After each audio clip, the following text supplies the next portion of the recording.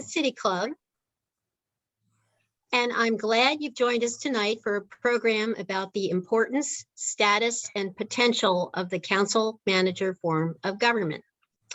Women's City Club is a nonpartisan 501c3 organization founded in 1915 to educate, engage, and empower individuals to participate in civic life in Greater Cincinnati. Our membership is open to all, and we present many informative and free programs on civic issues. Thank you to our 5 co-sponsors of tonight's program: Action Tank, the Cincinnati Association, the Charter Committee, the Greater Cincinnati Voters Collaborative, and the Murray and Agnes Seasongood Good Government Foundation, who helped us generate an audience of over 125 registrants. Thanks to Jeff Dye, our VP for Programs, Sarah Gideons, our Communications Committee Chair, and Donna Tukel, our Communications Manager, for their efforts in bringing this program to us tonight. Everybody knows there was a serious problem with corruption and imbalance of power in Cincinnati City Hall during the past administration. With the swearing in of our new mayor and council 2 weeks ago, it's a new day in City Hall, and we have a great sense of optimism about our new leadership. Welcome to Vice Mayor Jan Michelle Lemon-Kearney, Council President Pro Tem Victoria Parks, and Council Member Mika Owens, who registered to attend tonight. Welcome and thanks also to our previous Vice Mayor, David Mann, and former council member Kevin Flynn for their service in past years. With our new leadership, there is an opportunity to reboot the council manager form of government. This forum will discuss a report by the National Civic League entitled Enhancing Governmental Effectiveness and Ethics in Cincinnati, commissioned by the Murray and Agnes Seasongood Good Government Foundation last year. Jerry Newfarmer, President and CEO of Management Partners and President of the Seasongood Foundation, will start our presentation and then turn it over to the co-authors of the report, Doug Linkhart, President of the National Civic League, and Kim Nelson, Professor of Public Administration and Government at the University of North Carolina at Chapel Hill, and co-editor of State and Local Government Review. Jerry Newfarmer served as city manager of Cincinnati from 1990 to 1993, so he has a deep understanding of how City Hall works. Before that, he served as city manager in Fresno and San Jose, California, and assistant city manager of Oakland. Jerry founded his consulting firm, Management Partners, in 1994. A national leader in local government performance management, he has led his firm to nationally recognized expertise in municipal development review processes, strategic planning, budgeting and finance, and organizational analysis. Jerry will provide a brief background on the history and value of the council manager form of government, introduce the report, and then also the speakers who follow. And just be aware that we are presenting this in a webinar format. So if you have questions, which we can answer at the end, please place them in the Q&A button at the bottom of your screen. And now Jerry will give us some background. Jerry? Thank you, Beth. It's good to be with you this evening. The Murray and Agnes Seasongood Foundation, Good Government Foundation, annually identifies its priorities for the year. And in doing so, looking forward to 2021, the board was concerned about the immediate history of the Cincinnati City Council with the indictments for corruption and wanted to do something about it. So the board issued a request for proposals from organizations that they thought might be able to help us in Cincinnati. Among the proposals that was received was a proposal from the National Civic League. The National Civic League, founded in 1894, has been the force for good government at the local level for well over 100 years. Indeed, Murray Seasongood served as president of the National Civic League in 1934, a decade or so after he led the change in the city charter, the adoption of a city charter in Cincinnati to institute good government here. So National Civic League has been around for a long time. They are the premier force in good government nationally. So when the Seasongood Foundation was looking for some help in researching the source of the problems and the potential solutions to the problems in Cincinnati, the National Civic League was a logical organization to help with that kind of a role.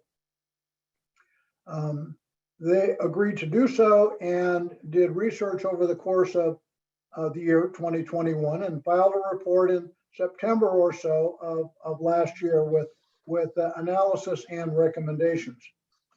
The team that did the work included Doug Linkhart and Kimberly Nelson, both of whom are presenting with us this evening. Doug is the president of the National Civic League, and he comes to that role with a distinguished career of public service already. He served as a member of the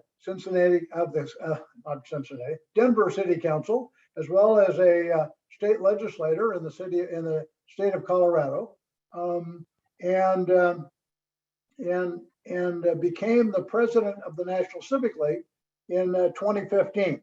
National Civic League is well known for its model city charter, for its All-America City Awards, and so on. As I said, the premier organization for good government at the local level. Kim Nelson is a professor of political science and government at the University of North Carolina. Kim has prior work with the city of Cincinnati in 2015. She, along with Carl Stenberg, authored a report that was useful to the then Charter Review Committee in the city of Cincinnati. And so it was natural that she would partner up with Doug and the National Civic League to take a look at what our circumstances were here politically in 2021 and to identify solutions to it. So we're really pleased that they've made the effort and taken the time and care to produce a thorough professional report. And we're looking forward to hearing their comments about it tonight. I'm going to hand it off to Doug with a reminder, as Beth gave you at the end of her remarks, to use the Q&A button at the bottom of your screen if you have questions or comments that you'd like to pose to the panelists. Let me now hand it off to you, Doug. Thank you, Jerry. Thank you for that kind introduction of our team. The National Civic League has always held the city of Cincinnati in high esteem.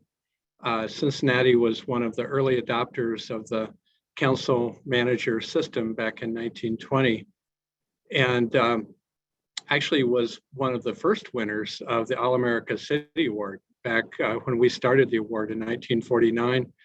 Cincinnati won the first 2 years, 1949 and 1950. This is an award that we give to only 10 cities each year for good governance. And Cincinnati was demonstrating to us their good governance.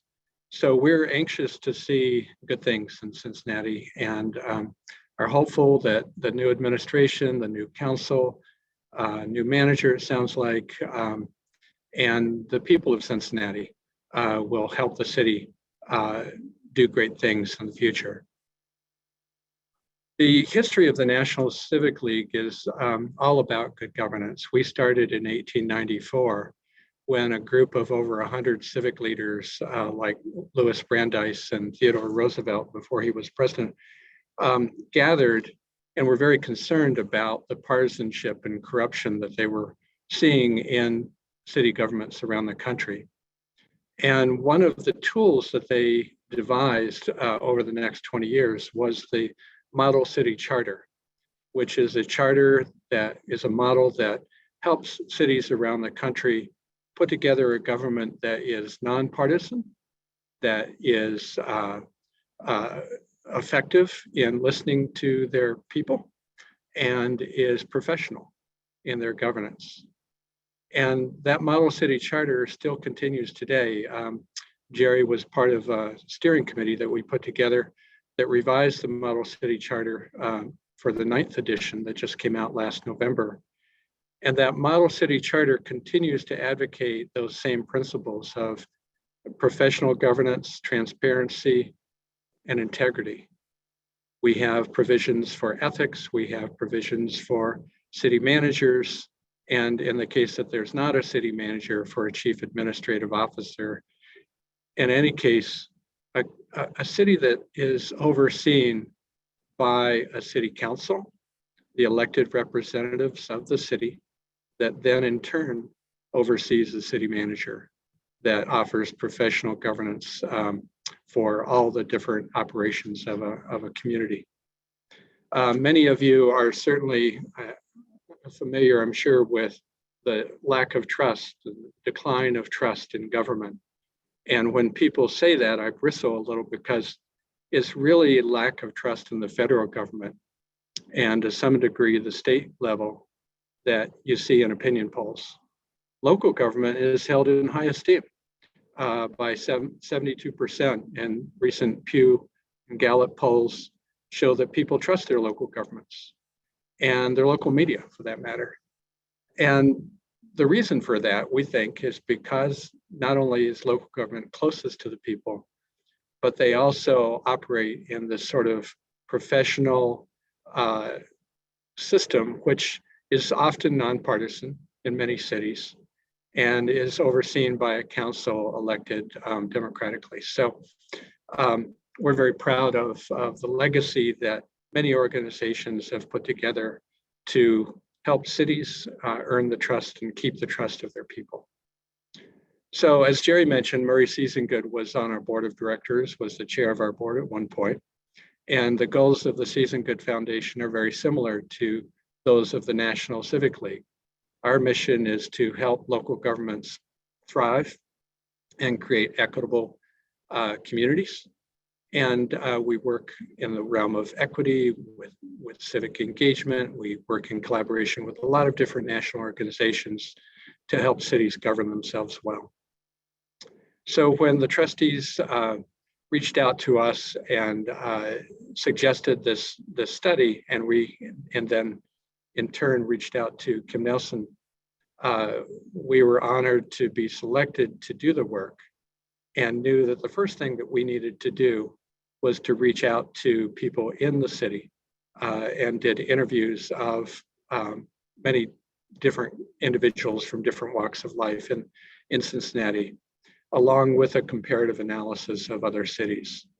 And as Dr. Nelson will indicate, cities that have city managers that are operating well around the country have the trust of the folks in their community and are operating effectively without a lot of controversy, without a lot of corruption, and have been proven to be more effective and less corrupt. So we're happy to be here with you tonight to talk through the study. Dr. Nelson will kind of walk you through some of the processes that we undertook and the recommendations that we developed, and then we'll both be glad to answer any questions. Kim? Thank you, Doug. Good evening, everyone.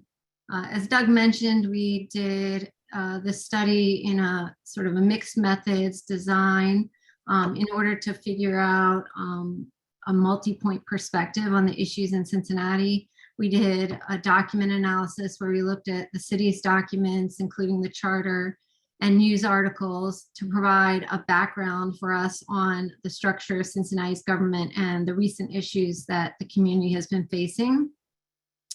We also did a comparative cities analysis. We chose 7 cities that we deemed to be fairly comparable to Cincinnati, approximately the same population, but we wanted a distribution around the country.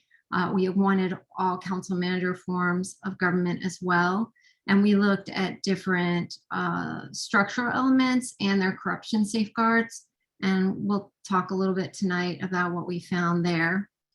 And we also, in addition to my research on form of government, we reached out to other national experts. We looked at the literature and research on form of government and corruption.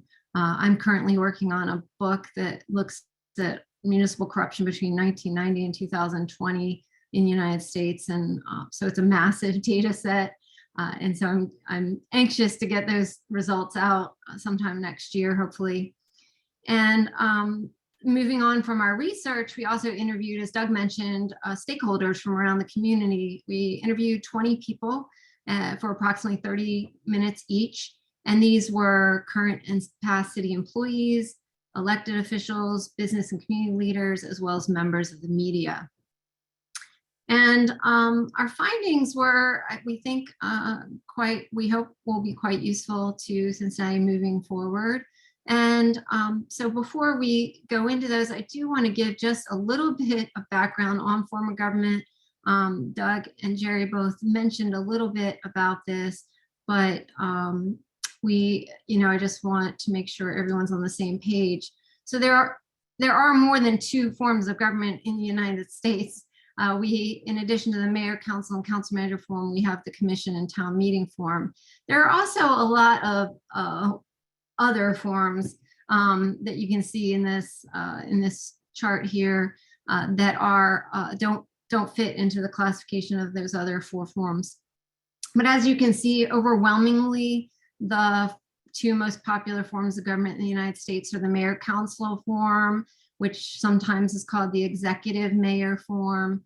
The mayor council form is not always, you can't always go by the name that a community calls itself by. You really have to look at how it's structured.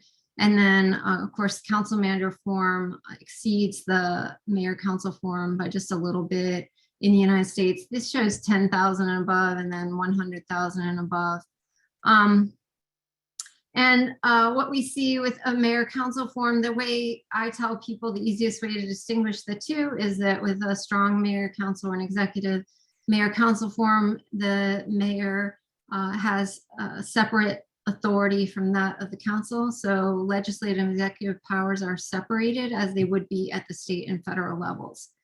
Council manager form operates more like a corporate board structure where there's a professional manager appointed by a board, and there's unification of legislative and executive power that way. As we're going through this, I'm going to sort of cut to the chase of what we found. We found that through a series of charter changes, Cincinnati voters have basically enhanced the power of the mayor. Under some administrations, these changes may have limited effect on the performance of local government. And this doesn't just go for Cincinnati, but other places that have also empowered their mayors. However, if you're faced with a mayor who wishes to operate in a way that's more akin to the mayor council form than the council manager form, and a council whose members may choose to abdicate some of their own authority, or maybe not even actively to do so, but just it happens, the balance of power can be thrown off. And this imbalance can cause problems, including corruption, as we've seen in Cincinnati. So I'm going to review a few of the ways Cincinnati differs from the peer cities we looked at, and then I'll summarize our own recommendations. So just looking at mayoral authority, this is a little hard to read. I apologize that it's so small. But you can see that, these are the cities that we looked at. And you can see that for the most part, council has full authority to appoint the manager, except in Long Beach, California, and Cincinnati. And so that's one way that Cincinnati differs. The same thing with the removal of the manager. And then if you look at other mayoral powers, like the mayor's ability to appoint council committee members, or who can call special sessions of council, which has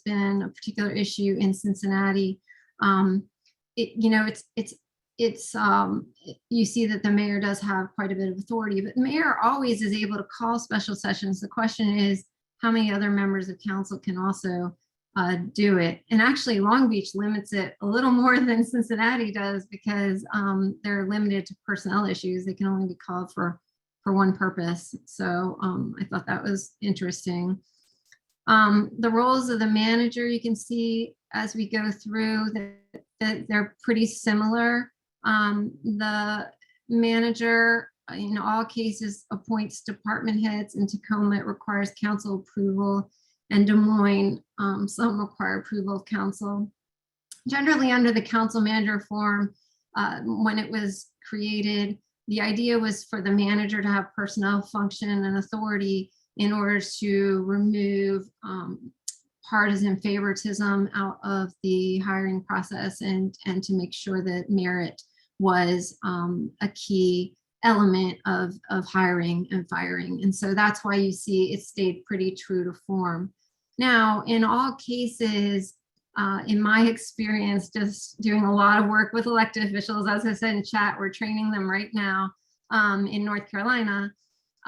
You know, what's written down in the charters isn't always how people practice. So a mayor in any community can have more or less authority depending on his or her personality, the relationships they have with other members of council, and that sort of thing. So what you see on paper is not always how things work out in practice. Moving on to corruption, I just wanted to go over, this is in the report, from my research and the research of other people, what we see as, as factors that increase the risk of corruption. And I've already published one study looking at data between 1990 and 2010 on municipal corruption, and looking at the factors related to corruption. A lot of these things that are here aren't necessarily measurable, but we know that because of some of the cases that have happened, that this is what we see as, and a lot of it's common sense, right? If there's access, a lack of oversight, you see Dixon, Illinois, the largest embezzlement in history in a municipality, lack of oversight was clearly a major problem. Yes, it had commission form of government, and I definitely think that's one reason they had lack of oversight, but the lack of oversight was the key reason behind that. If political incentives exist to commit a corrupt act, for example, there are lots of bribes in history books related to campaign contributions. If the perceived risk of being caught in a corrupt act is low, which is definitely related to the first one. There was a case in Alaska where a woman had lived in a one-bedroom apartment near her work, and then had a lodge somewhere else with a garage full of cars, and no one at her work ever saw what she had out in the country. They only knew about her little apartment and that she took a cab to work or something. So some people are very good at hiding what they do. If the perceived penalties of being caught are low, so you know, if they've seen other people get caught and not much happened to them, or the convictions didn't stick, it gives more people incentives. And when those seeking to influence government officials believe they will be successful using unethical means, they're more likely to use it. So there was a case in Charlotte, North Carolina, council manager form, where a developer bribed the former mayor, and thinking that the mayor could approve unilaterally a development permitting that the person wanted, and wasn't true. That didn't stop the person from trying to bribe the mayor anyways. So these are just some of the risk factors. And so what we looked at, and this is hard, what my study found as the most, the factor that contributes most to a lower risk of corruption in a municipal government was presence of the council manager form. And the factor that, so in addition to the mayor council form, the only other factor that was significant in increasing corruption risk was poverty rate in the community. In North Carolina, council members and mayors are required to do ethics training within the year after they're elected. And most communities do have codes of ethics. And you can see that in North Carolina, they're required to apply to elected officials. So you can see Durham, North Carolina actually doesn't have one for their employees, but they do have one for their elected officials. Only, a few places actually have them for both, where it covers both. So comprehensive, I expected to find more comprehensive codes of ethics than what we actually saw in the peer cities. And so what were our recommendations based on some of our findings? First, with the city manager, basically the hiring, firing, and directing of the city manager should be the collective responsibility of the mayor and the council. It is incredible to me how few communities actually have a very well-planned process to evaluate the city manager annually. All city managers in this country should be evaluated annually. It should be done through an independent third party that is hired, not through the HR department. Council shouldn't do it by themselves. It really should be something that is as independent as possible. Is this council evaluating the manager? Managers want to be evaluated. It's incredibly important to them to be able to do a good job. It's also very, very important that council actively participate in the hiring of the manager, that they shouldn't allow the mayor to have much of the control over this process. It's really important to get a broad base of opinions. This way, you're more likely to have someone appointed who's representative of what your population wants. As far as the mayor goes, we believe the mayor's legislative and administrative powers should be scaled back to return the city to a more professionally managed system and increase the influence of the legislative body. We do think there's an imbalance in the city of Cincinnati that, as I said, it's possible for it to work if all the right people are in office, but the way it's set up, you're more likely to have problems because it can lead to a greater propensity for this imbalance to happen, depending on who holds the different offices. The idea of the mayor getting to preview the budget and make comments in advance gives the mayor a significantly greater power than the rest of the council members. Really the legislative matters being assigned to council committees, it has held up a lot of the legislative process in Cincinnati. There's a lot. This is all in the report, so you can read it. I'm not going to read through all of these. Basically, we found a lot of areas where the legislative authority and independence of the city council should be restored. We also really think that it's important to have a code of ethics. The council, as we say to our elected officials in North Carolina, only you can govern yourself. No one else can govern you. And so it's very important to have clear rules of procedure in place, as well as clear codes of ethics and standards of behavior that you expect of each other. And it may be surprising to people out there that a lot of cities don't have clear rules of procedure other than Robert's rules. They don't have they haven't thought through contingencies of what happens when we have a rogue council member, or what happens when someone does do something wrong. Do we have a way to handle it ourselves? We think that the orientation of elected officials is incredibly important. And of course, I'm one of the people that does that in my state, and I value it a great deal. So I may be a little biased there, but I definitely believe that the orientation process, the manager should be doing an orientation of new elected officials with staff members to get the council members up to speed on different policy areas. But there should also be training in ethics, proper roles and responsibilities, how to handle yourself in a way, as Doug mentioned, that promotes the greatest level of trust possible among the citizens towards the government of Cincinnati. And so those are our recommendations, and we're happy to take questions.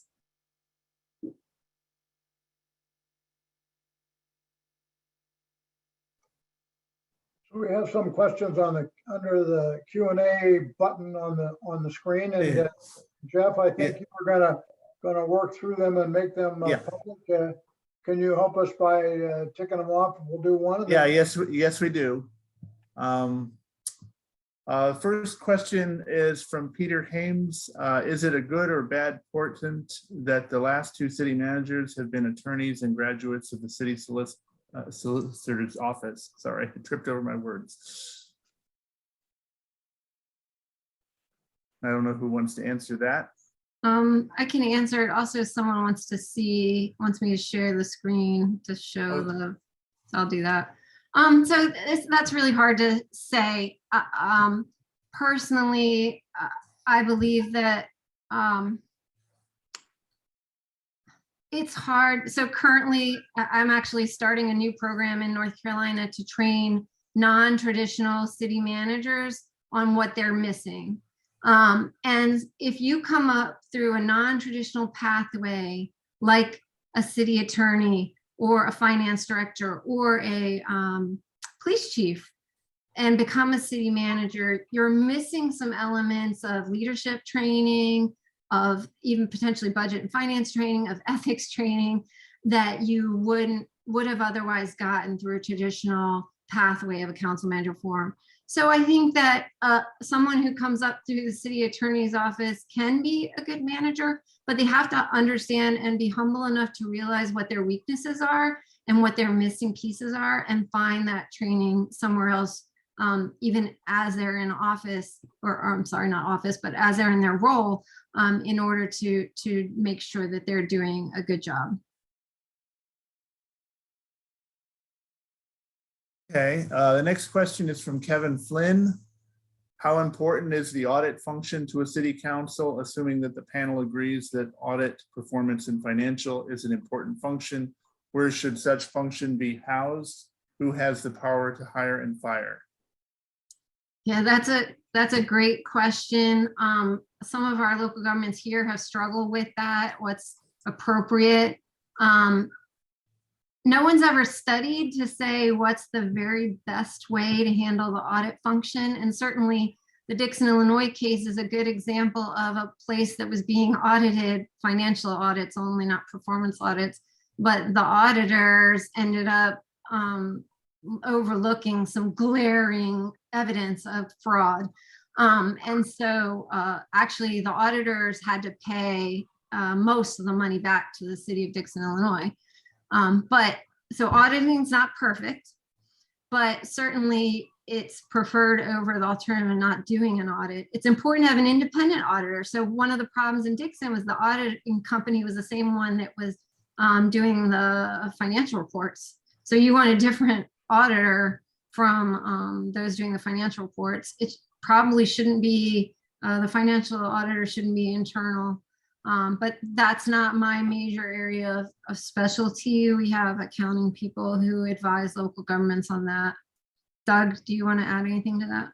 The most important quality of the auditor and the audit function is that they're independent. So the last thing you would want would be for the mayor or the city manager to appoint the auditor. Many cities have elected auditors. Some are appointed jointly by city councils and mayors. Retention is important, so you wouldn't want them to be easily fired by a city manager or a mayor again. So as you know, the independence is the most important quality, no matter how you come about it. I'd like to add just a brief comment to that. There are two kinds of auditors. Every municipal corporation has an annual outside audit that's done by an accounting firm. And generally speaking, that firm is hired as a result of a request for proposals competitive process. Generally, that firm is on the job for a period of about 5 years, and then you go through the process again and bring in another firm. That's the annual outside audit. That's to make sure that the books are kept correctly and so on. The internal audit function is a different function.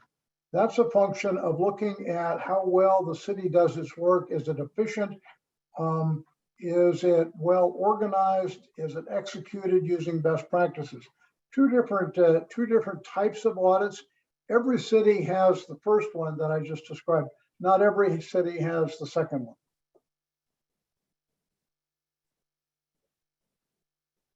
Okay, thank you. Next question is, when Murray Seasongood, I believe it says Murray S, I assume Seasongood, was president of the organization and the city won the best government awards, wasn't proportional representation our electoral system, and didn't that play a major role in the respect accorded Cincinnati? I'd probably have to defer to Jerry. He's probably a better historian than we are, unless you looked back that far. No, I didn't look back that far.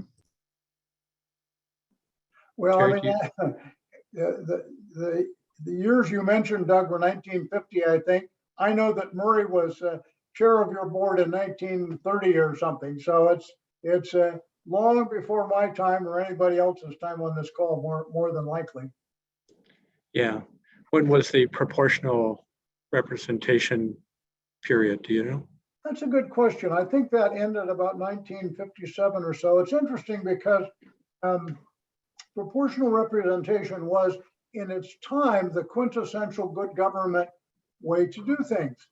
But it fell of its own weight because back in the day, people were counting ballots by hand, and it took weeks to go through and count them all. And so eventually people got fed up with that and said, we want to know right away, instant gratification. And so it was abolished. What's interesting now is the idea of doing a one vote kind of a vote where people pick their first choice, their second choice, their third choice, and have it be in one vote. That kind of a process is more widely being adopted.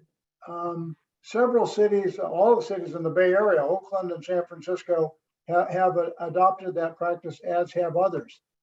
Indeed, it's being proposed in many additional cities. Kim may be able to comment more about that.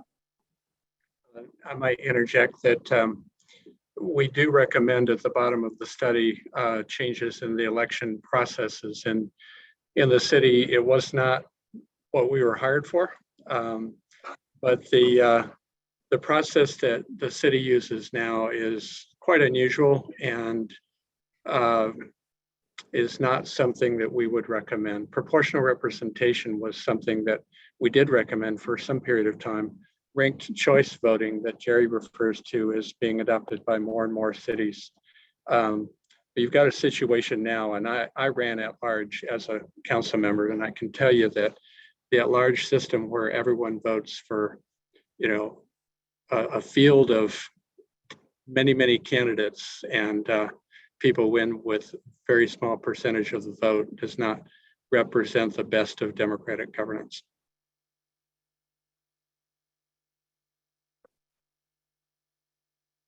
Okay, this is another question from Kevin Flynn.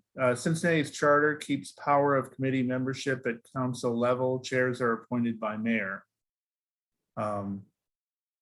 Guess that's more of a comment. Does anybody want to say anything on that? Yeah, we understand that. Okay, sorry.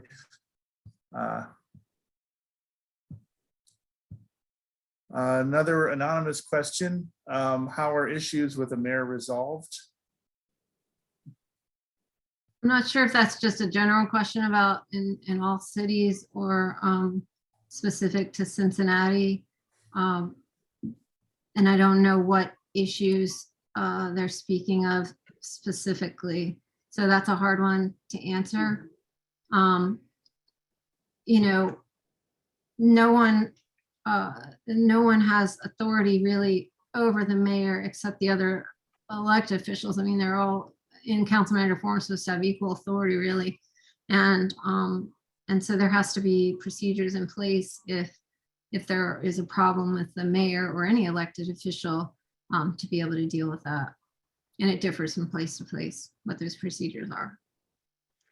In the council manager system, the mayor has a very important role. They're still, while they're not in charge of city operations, they still lead policy for the city. They can make recommendations, they can help guide the city, but the city council is where much of the power lies in terms of oversight of the city manager, and then in turn oversight of the operations of the city. It's a much more democratic approach than having the executive mayor system that a few cities have. Yeah, and I agree with Doug, and the the mayor, this idea that there's a strong mayor or a weak mayor. A lot of places like to use that, particularly media. And I've heard a lot of council manager form of governments be called weak mayor system. They are not a weak mayor system. We actually have weak mayor systems in North Carolina and South Carolina, and they're a different system of government. A council manager mayor isn't weak. A council manager mayor can be extremely strong. They're just not running operations. That doesn't mean they don't have a lot of influence over the policy direction and the vision for the community. Okay, thank you. Marilyn Ormsby had her hand up. I'm going to allow her to talk if she still has a question.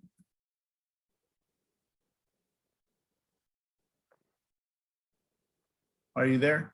I'm here. Can you hear me? Yes. Oh, yeah. Kim, you'll remember, I hope, in 2015 doing the study in Cincinnati. And once you were finished with your part of that study, we turned it over to the committees, any number of committees that were interested in a particular form or a particular subject of the study that said, at least to us, that maybe things aren't going quite as well here as they should. And those committees went off and studied other cities to determine what was going on there, although you had given us some of that information, and came up with a whole bunch of recommendations for the mayor. How to deal with the mayor was not my question, though it could have been. The mayor preceded his meeting with the chairs of these committees by saying they could talk to him and he'd be interested in hearing what they had to say, but he did not feel that there was any change needed in the way Cincinnati was handling elections and other issues that they had brought up. And I'm not sure who asked the other question, how do you deal with the mayor? But it sure would have been one we could have used back then. And it was like, we had nowhere to go. It was like, whatever he said, whatever we asked, he was not going to do.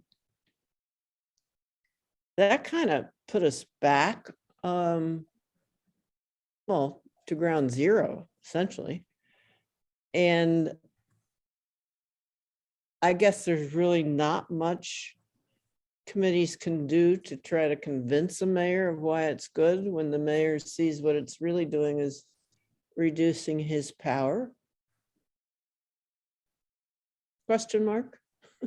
So, it's really unfortunate, I think, across the country that, I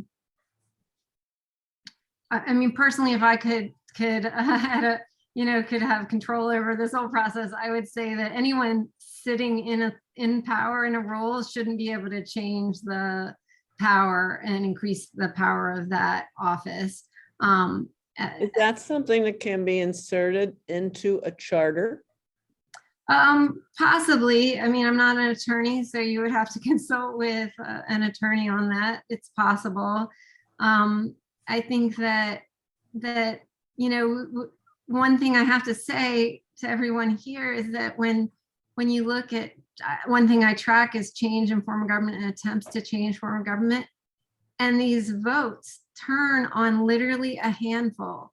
It can be a very large city and less than 1% of the population is deciding the entire future of that government based on a change in form of government. And that's really sad. And if you have someone who's incredibly has good at name recognition, is very well known, they're going to be highly influential on that. And I'm not sure that sets it up for a fair, objective process. But can we prevent that? I don't know. I think that Cincinnati is not alone in not having a fair, objective process in these sorts of questions. Maybe you could look into that in your next study. I'm working on a change of form of government analysis right now too. Okay, well, let's go back to some of the questions that are in the Q&A. One question is, what about the firing of the city manager and police chief that were recruited through a national search? Any observations? That was from Russ Doyle. Doug, you want to answer that one? Well, that would be handled by the city council as far as the manager. And I think what Kim was saying earlier, that there should be a thorough review of the city manager each year, and any firing or changes in their situation would be overseen by the council itself. There are many cities that hold the police chief separate and have the police chief appointed by the mayor or by the city council separate from the manager, but that sets up a lot of conflicts that can happen among the police chief and the rest of the cabinet, the police department and other departments. So we certainly advocate that the manager appoints the police chief from a list that is recruited, that is professional, that brings in a chief that is not a political appointment, but someone who is professional in that area, and any firing would be by that same manager. We had a situation in Minnesota about a year ago where there was a police use of force, and the mayor told the manager to fire the chief. And the manager said, well, there's due process. We don't just do this on a political basis. We don't hire and fire police chiefs politically. We do it based on competence. And certainly if there had been a showing that that chief was not competent, that would put their job in jeopardy. In that instance, the manager refused to fire the police chief, and the mayor fired the manager, which, the manager made the right call. However, these are professional servants of the people, not political appointments of the mayor. I can comment about the Cincinnati setting. Mayor Puraval has indicated that he's going to do a national search to hire the next permanent city manager. He has announced that he's appointing John Kerp, who was the city solicitor for 6 years, as the interim city manager. And I think that's before the council tomorrow, as a matter of fact. John is a well-known and well-respected professional, knows the city government. His background is narrow in that he's been the city attorney, but nonetheless, he is a professional with good government values. And what the mayor has said is that if John wants to compete in a selection process that's open nationally to find the best person, that's fine. And that's the right way to do it. He should hire a firm to assist the mayor and council in doing that. The mayor is in the lead role in Cincinnati under the charter, but the charter requires the council to be involved in that process, and they've not been in recent appointments, but they should be. Once that's done, then the newly appointed permanent city manager should be in the lead in the selection of the permanent appointment for the chief of police. The current chief, it should be said, is not being fired. He has been a person of great service to the city. He was an inside appointment, and will retire. I think his plans are to retire in April. So there's time to work through all these kinds of issues and to do them right. That's the good news about where we are in Cincinnati at the moment. We've got a new day with a new mayor and a new council and a chance to do this in the right way. Okay, next question. Should Cincinnati return to the system where the mayor was the top vote getter from the councilmatic election? That's how we had it before. Or should newly elected council decide amongst themselves who should be mayor? That's from Justin Jeffrey. Doug, you're muted. About that. We had many discussions about this question in our Model City Charter Steering Committee, which was made up of leaders from all around the country, and felt very strongly that the mayor should be elected separately in a separate election like they are in Cincinnati currently. If it's selected by the council, that is one step further removed from the democratic process.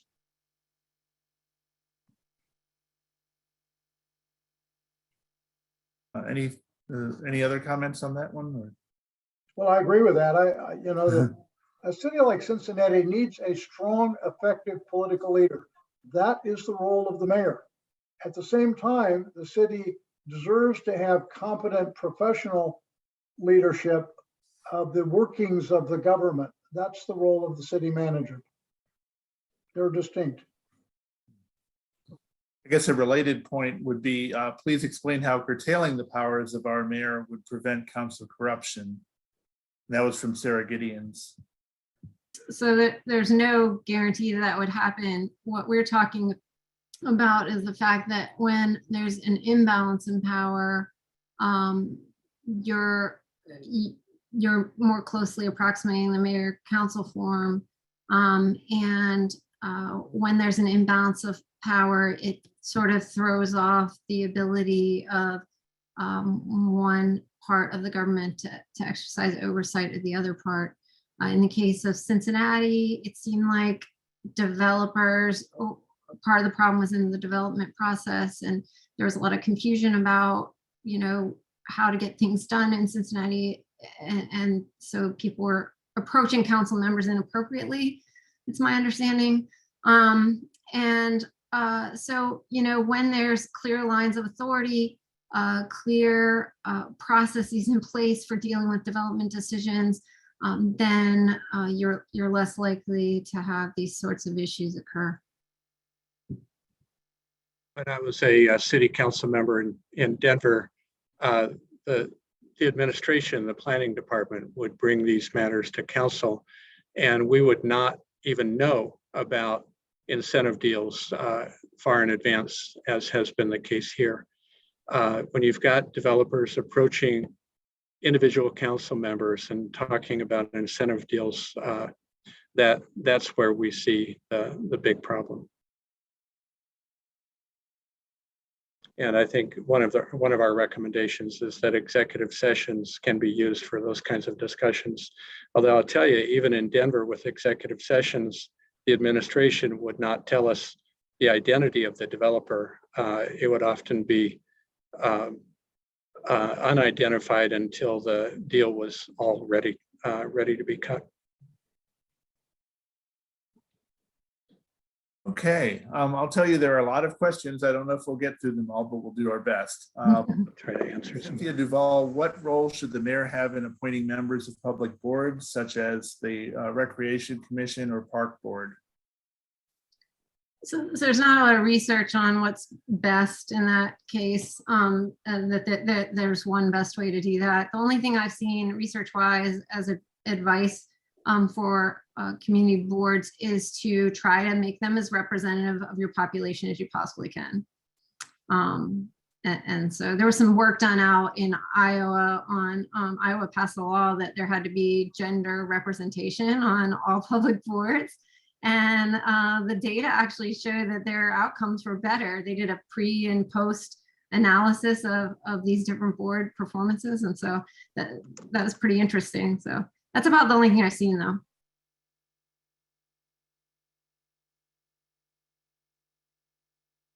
Okay, next, have your findings pointed to the lack of a specific policy, particularly in cities dealing with for-profit business industries such as development as a contributing, oh, actually Doug is already answering this, but maybe he Okay.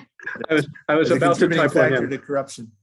I was about to type one in, but That's fine. yes, I think as we indicated, the developer should not be dealing with council individually. And yes, there should be firm guidance in place that's applied consistently across the board so that you don't have favoritism among developers. And the guidance is where council and the mayor play a role, is that they set up that guidance. They put guidance into place that says, you know, we want these kinds of developers or those kinds, and we'll provide this kind of incentive. They don't cut the deals one by one. There are, I just need to add an addendum to that, Doug, and you're absolutely right for 98% of the development deals. There are occasional deals that are extraordinary. Maybe you're dealing with one particular developer, an extraordinary amount of money with a particular parcel and a difficult problem. I think, for example, when there were negotiations that involved the city and the county and the banks here in Cincinnati. And in those kinds of situations, the mayor and council should be able to meet with their staff in executive session and direct the staff about the things that are important for the staff to consider in those unique kinds of negotiations. In the case of the banks situation, where the city and the county were both involved, that's exactly the way the county did it. The county board of supervisors met with their representative in executive session and gave him direction. In the case of the city's handling of that, it was the mayor and the council was excluded because the council had not begun a practice of doing executive session meetings with their staff, which is a best practice in which they should be doing.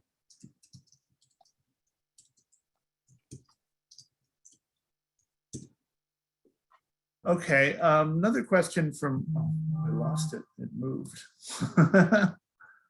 The screen suddenly scrolled. From Carolyn Miller, is Cincinnati an outlier in having gone back to 2-year council terms? Do most councils have 4-year terms? That's a good question. I didn't print up all the data. I actually have all of that for 10,000 places with 10,000 above in my data set, but I don't know the exact proportion. I think that generally, if a person has a term of 2 years, they're constantly running for re-election or on their way out, they've decided to leave office. So it really puts people in a constant campaign state, and that therefore they aren't able to focus as much on community vision. So I wouldn't recommend it. I would say the average is 4 years across the country, and they're often staggered so that you're not having all of your council members elected at the same time. And most importantly, they're generally head-to-head races, either at large or by district. Electing 8 across the city sometimes negates the differences in different parts of the city that can be represented by wards or districts. The other thing I would add is that in Cincinnati, when the change was made from 2 years to 4 years, they were all done at once instead of a staggered plan. So people felt like once the election was over, they couldn't have an impact on their elected officials for 4 more years. And most cities, as Doug just indicated, if there are 4-year terms, which is the best practice, so you got some continuity and so on, they're staggered terms. So half the council is elected every 2 years, and there are plenty of chance for the community to have input.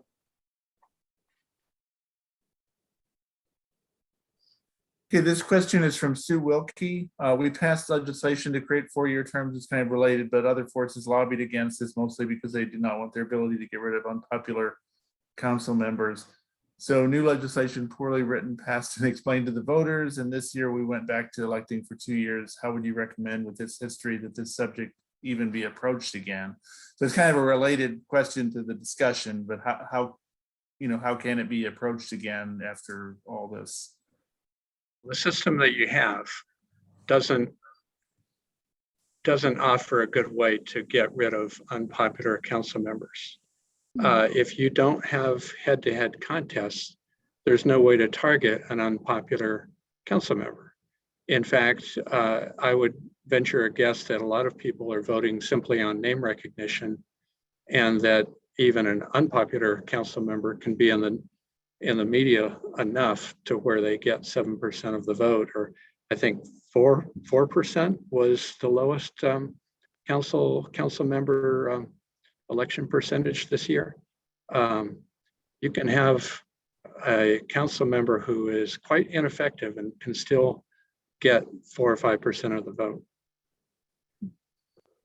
I can't really tell you how to approach this as an issue, other than I think it really needs to be a big outreach effort, and to hear from members of the public in a very broad-based fashion, so that you can come up with the solution that works best for your city.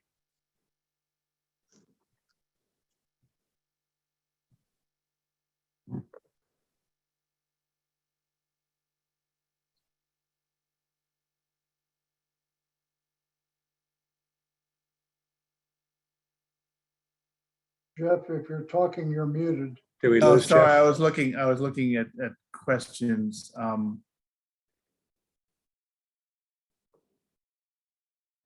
I'm backing up. Carolyn Miller asked a question. Tell us more about how to conduct council elections with designated seats. Well, you could do it a couple of different ways. If you really want at-large members all the way across the board, which I don't recommend and we don't recommend, you could designate the seats A, B, C, D, E, F, G, and people could run for whichever one of those they want to. And at least that way they could run against the council member they don't like, or the one that they want to defeat. Most cities, again, are using a hybrid system of a combination of districts and at large. And what you would district the city with however many districts you feel is appropriate. And one guide there is to try to make sure that you're representing certain interests that might be in a particular part of the city, whether it be an ethnicity or a political ideology. And then you would have people run for those district seats. And then you would have, some at-large seats if you'd prefer. And that kind of hybrid system gets you the citywide perspective along with the district perspective. There are places that have district seats where they've got 2 council members per district, and one runs 1 year and one runs 2 years later. So they're staggered. So you've got 2 council members in that district. But that tends to dilute the responsibility of that council member to matters in their district. There are so many different models out there, but again, the important thing is to really do a big inclusive process to get people's ideas.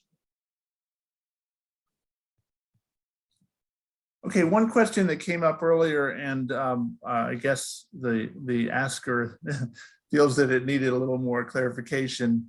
The question was from Bill Collins. The argument put forward 25 years ago in Cincinnati for the expanded power of the mayor was simple.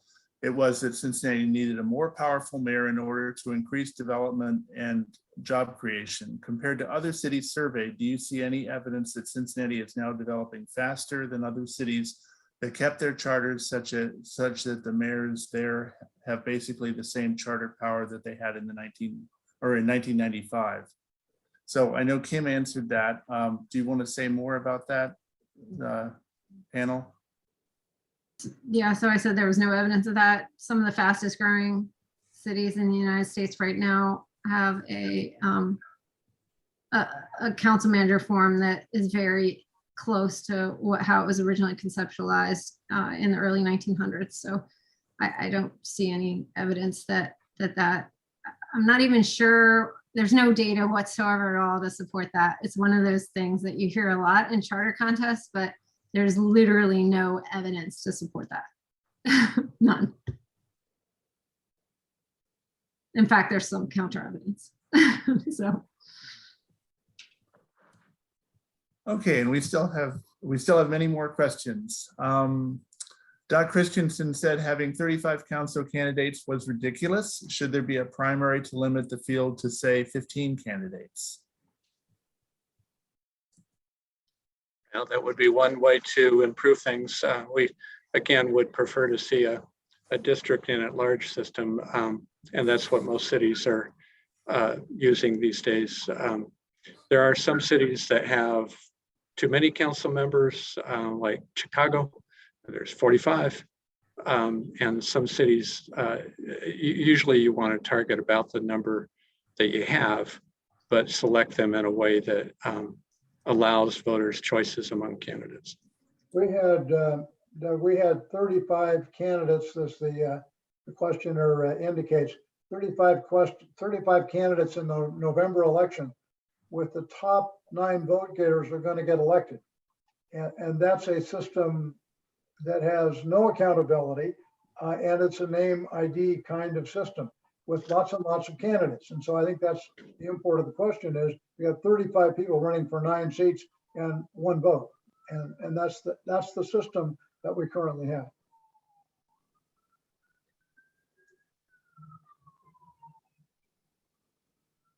Okay, next question from Kevin Solaric. Is the civil service system used in the city of Cincinnati to hire and promote city employees useful and good? My concern is much more concerning top-level promotions. Well, I'll comment about that because I know something about it. The civil service system is fine. It's healthy, it's fine. The top-level appointments are almost all at will. That is to say, they are at will in the service of the city manager. The city manager, as a professional, appoints professionals on the basis of merit to the department head and assistant department head level positions. So those appointments are done on the basis of merit, but they are outside the civil service system. And at that senior management level, that's appropriate.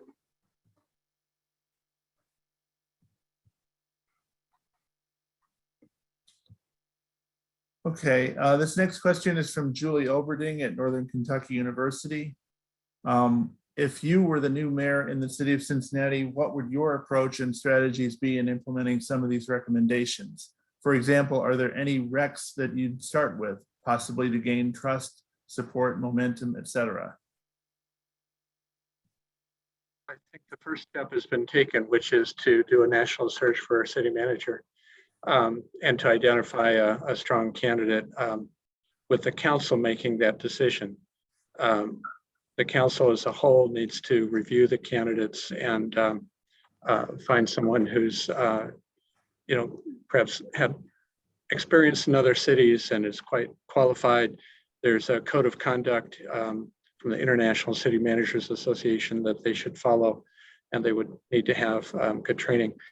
Beyond that, I would certainly encourage, a wider process, again, of engaging the public, the charter committee, the women's club, a number of organizations and maybe it's a commission of some sort that would help sort things out. Some of our recommendations go to the charter, but most of them are really council decisions, council rules. So certainly the council could make some of these implement some of these decisions on their own. And if you have a mayor who allows for some of these things to take place, and doesn't have a city attorney who's simply overruling a council, many of these changes can happen from the council itself.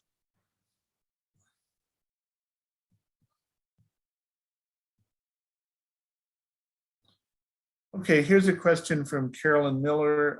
Cincinnati has not had any experience with a hybrid system. Do the at-large members end up with more power than the district members? Well, I was an at-large member and I can attest to the fact that they do not.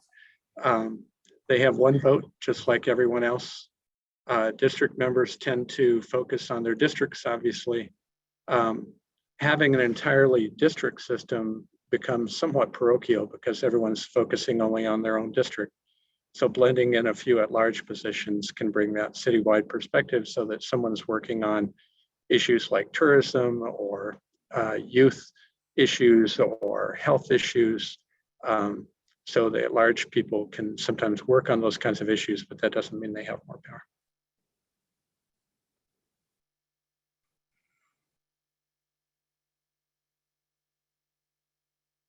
Okay, another question from Laura Hamilton. What would be the effect of leaving the role of mayor, council, and manager as they stand today while implementing only the proportional ranked choice or district voting changes? Would those changes implemented alone present a net negative in terms of corruption if our current charter remained as is?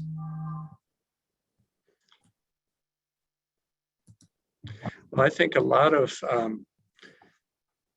can be done without any changes on paper. I think we pointed out that some of the issues that we brought up as problems are more behavioral rather than in the charter. There can be some changes in the council rules. There can be,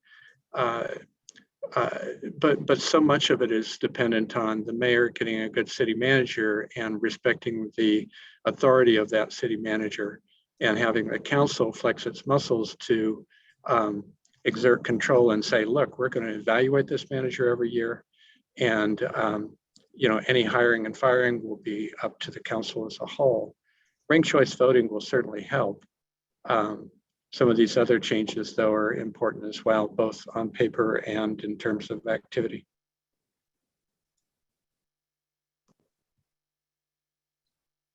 Okay, another question that came up is, what are the general thoughts on so-called emergency ordinances, which are used here to bypass community engagement and input? I saw another question I just typed an answer to about that. Okay. It's an emergency ordinance. It should be used rarely in cases of emergency. If they're being used routinely, of course. I mean, it's just in the word. The term itself tells you what it should be used for. And so if they're using them routinely, that's inappropriate. And it's my understanding that by doing that, they bypass the ability of community members to comment as significantly on legal action. And of course, if you want your people to be engaged in government, you wouldn't try to bypass that. Okay, another question, if I don't lose it here.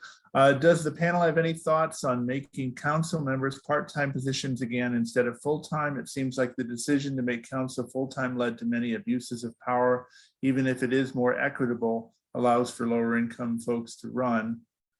Now every council member seems to run around and act like they're mini city managers instead of giving space to administrators to actually operate the city on a day-to-day basis.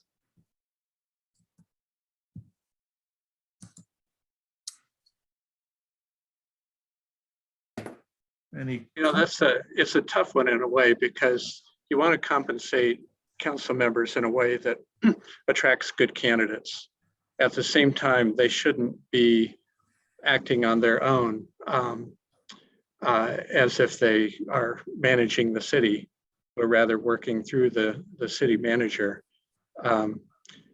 We did recommend training for council members, orientation training as they get elected. When you have a strong city manager, that generally doesn't happen. Council members really should stick to policy and work with the city manager on specific constituent situations.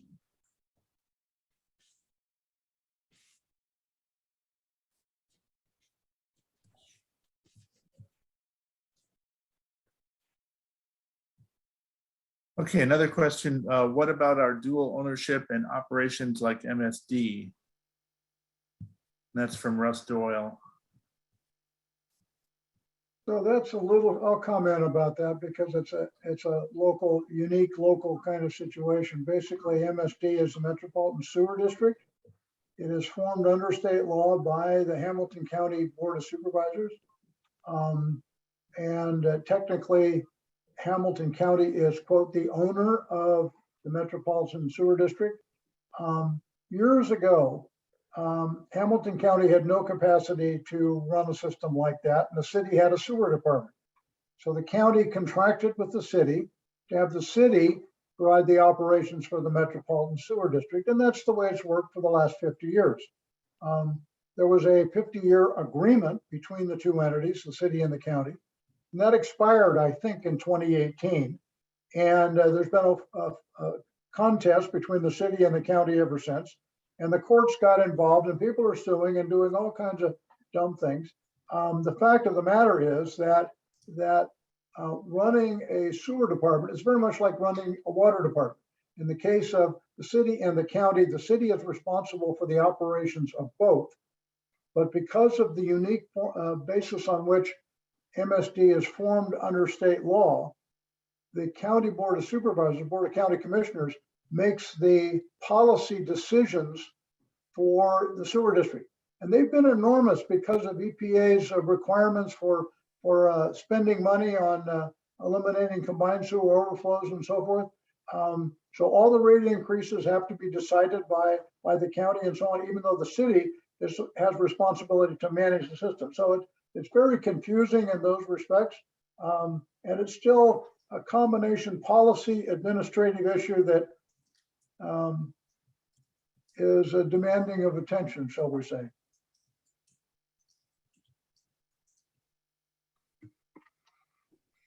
Another question is there any training you offer that elevates council members' understanding that their vote matters more than what a mayor says, which I assume what a mayor says it does.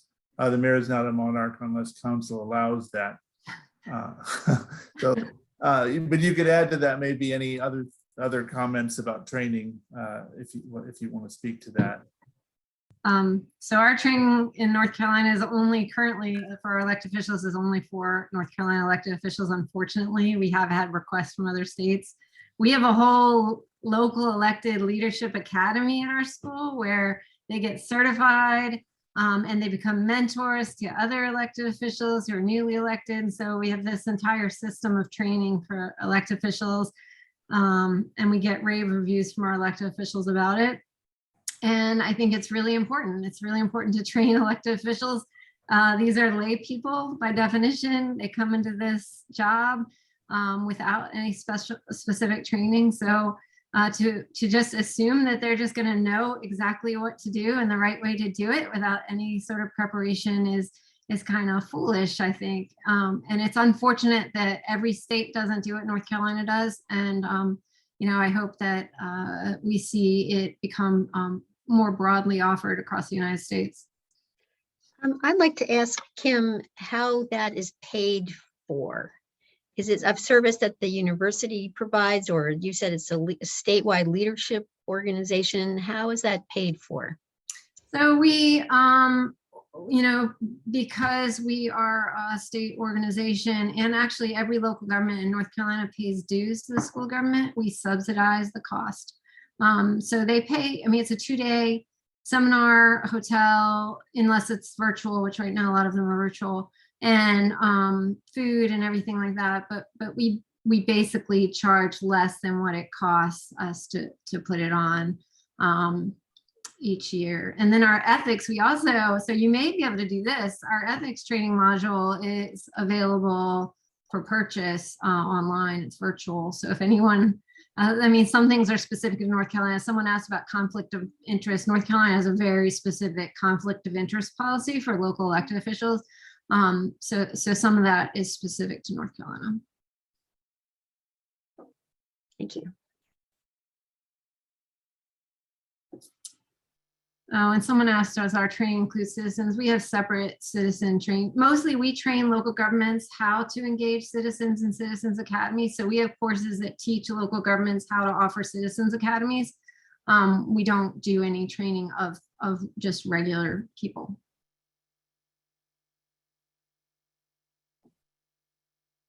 Okay, this question came up in the chat earlier, and it's kind of been covered, but not necessarily entirely. Please explain why you recommend 4-year terms for council members when the original argument for increasing mayoral power was partially based upon the growing power of council members based upon their 4-year terms, making them act as mayor. Act as mayors, you said? Act as mayor. Yeah, that's what it Act as says. mayors. Well, I would suggest that the first part of that is something that I would agree with, which is that having a 4-year term allows council members to become more knowledgeable and to focus more of their time on being an elected official and learning about the subjects as opposed to running for office every 2 years. Being in office only 2 years does not give you the ability to get up to speed as a 4-year term would.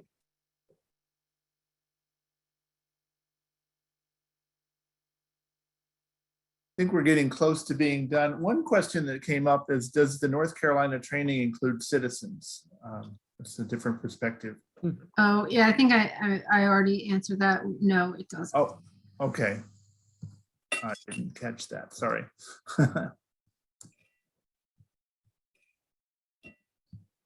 There was a question about what cities are using districts with strong mayor that don't have a corruption problem.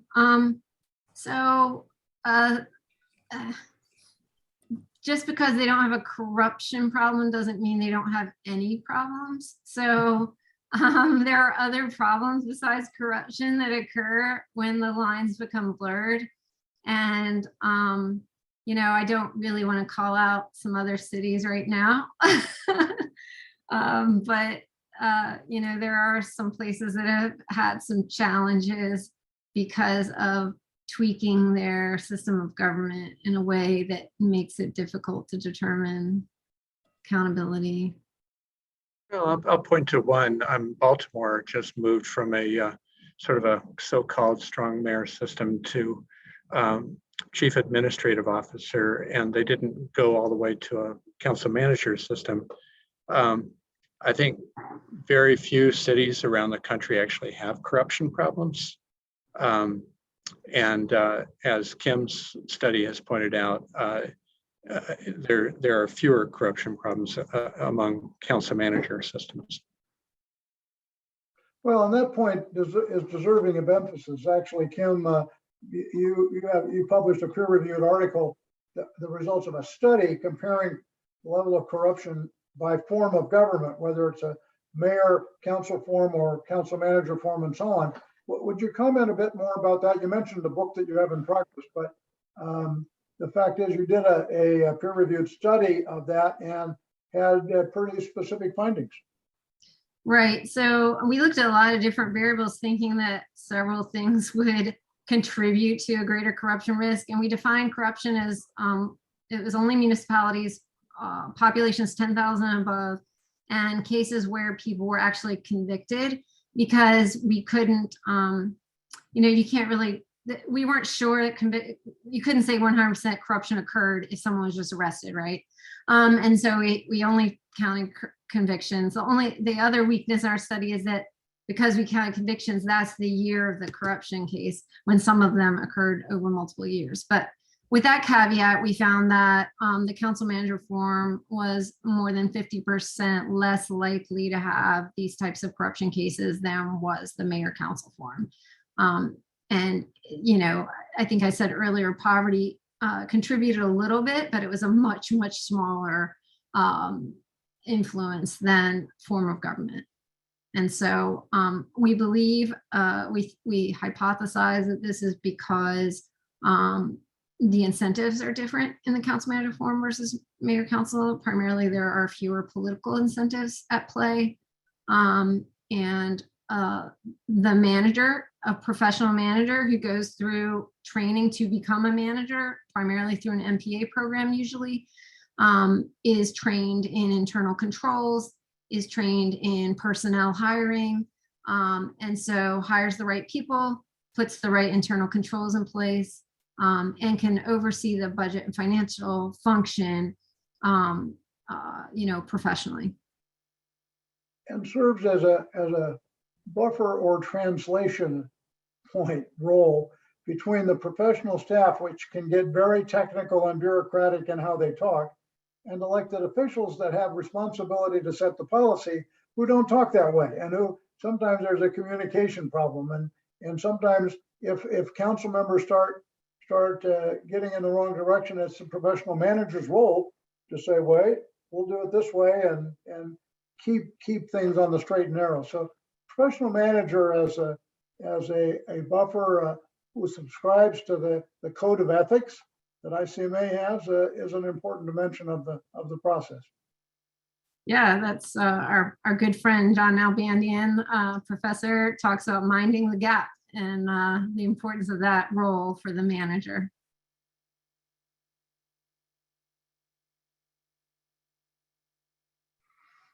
Okay, I know there are a few questions left in the chat. Some of them are in the Q&A. I know some of them are getting typewritten answers.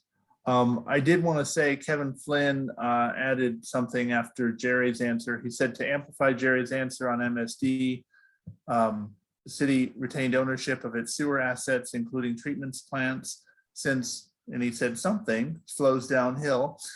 County would have to buy the city's assets and county does not have the money to purchase. City's interest in keeping MSD relates to solvency of the city pension plan, since MSD workers and retirees participate in the city plan. Kevin highlights a couple of the negotiating barriers and working out these problems.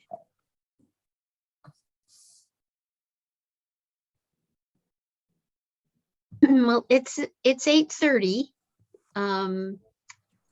So unless we have some very important question, maybe we should wrap up. What do you think, Jeff? Yeah, I think we've covered most of them. A lot of them overlap each other, and I know some of them are still being answered by individuals typing. But yeah, I think there was a broad range of questions on a variety of topics. Yeah, the Q&A has been fantastic. And I'd like to thank all of our speakers, Jerry, Doug, and Kim, for the fabulous discussion, and everybody who asked these great questions. There's a lot that we have to think about, including next steps on how to implement all or some of these great recommendations that you've made. Thanks to all who attended, and we will follow up with an email to all registrants with links to the National Civic League report and also to a recording of tonight's presentation. Beth, from the perspective of the Seasongood Foundation, thank you for hosting this forum, and to our guests, Doug and Kim, for their presentation. Good government ought to be a concern for everyone in the body politic. The fun thing in Cincinnati is that not only are we going to go to the Super Bowl this year, but we have a new day in our politics. We have a new young mayor who's providing good leadership for the city, and a new city council, and it is a new opportunity for greatness. I could add one other thing, is that we were really impressed with the number of civic leaders in Cincinnati. Very few communities have a charter committee or a women's club or the kinds of civic institutions, civic organizations that you have, and you should feel blessed by having so many people interested in running for office. I mean, they may not all be your favorite candidates, but having that many people sign up is a problem that many cities would love to have. So I applaud your sense of civic leadership in the city. Well, thank you for that. And yes, we are lucky that we have the vital civic organizations that we have, and they need support. So everybody, please become a member. And you can do so on our website. And Jerry, thanks for your remarks, and to the Seasongood Foundation for commissioning this study. So we just need to work together to implement the recommendations. So, well, thank you all. I think it's time to say goodnight. All right. Thanks for attending.